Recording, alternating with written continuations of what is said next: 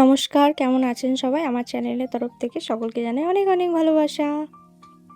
তো আমি সকাল সকাল দেখো রান্নায় বসিয়েছিলাম হচ্ছে আলুর তরকারি। তো মুড়িতে টিফিনের জন্য বানিয়ে নিয়েছিলাম একটু হালকা পাতলাভাবে আলুর তরকারি।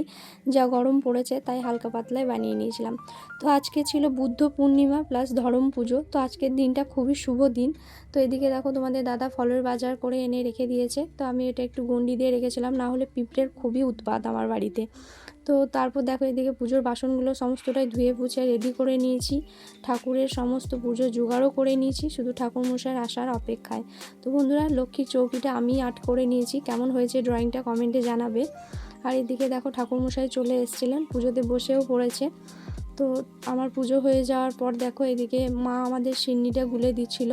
তো তোমাদের কার কার এই পুজোর সিন্নিটা খেতে ভালো লাগে প্রসাদের মধ্যে কমেন্টে কিন্তু অবশ্যই জানাবে। আমার তো বেশ দারুণ লাগে, তোমাদের কার কার ভালো লাগে কমেন্টে কিন্তু অবশ্যই জানাবে। তো এদিকে দেখো পুজো আমাদের অলমোস্ট কমপ্লিট। তো তারপর দেখো আমি এদিকে প্রসাদ পেয়ে গেছি। তো প্রসাদ খাওয়ার পর চলে গেছিলাম হচ্ছে সোনামাকে নিয়ে একটু ICDS অঙ্গনারী হেলথ সেন্টারে, কারণ ওখান থেকে একটু গার্জেন কল করেছিল। তো তার জন্যই আমি সোনামাকে নিয়ে গেছিলাম। বুঝতেই পারছো আমার তো গ্রামে বাড়ি, তার জন্যই আমাদের এখানে একটা অঙ্গনারী সেন্টারও রয়েছে। তো আজকে তোমাদের তো আগেই বললাম আজকে ছিল ধরম পুজো। তো আমাদের গ্রামের দিকে দেখো ধরমকে নিয়ে একটু নগর পরিক্রমায় বেরিয়েছিল ধরমের ভক্তরা। তো তোমরা দেখতে থাকো ব্লগটা। তো বাবা ধর্মরাজের কিন্তু অনেকটাই ভর হয়, সেটা তোমরা ব্লগটা দেখলেই হয়তো বুঝতে পারবে। তো তোমরা ব্লগটা কন্টিনিউ দেখতে থাকো, তোমাদেরও ভালো লাগবে।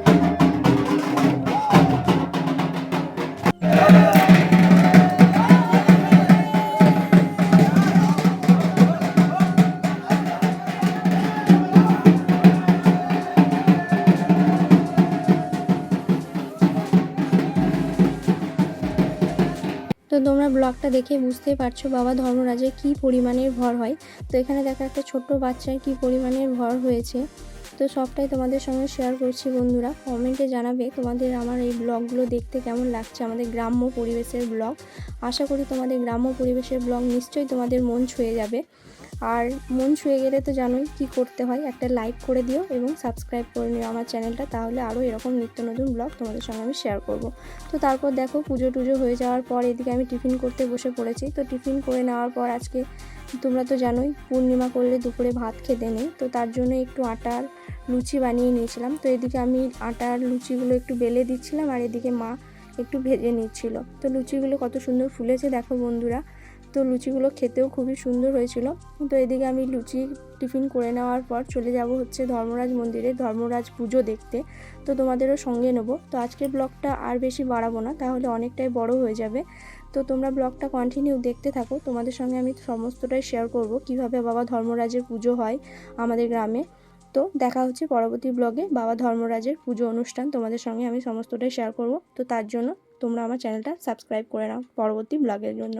তো আজকের মতো টাটা।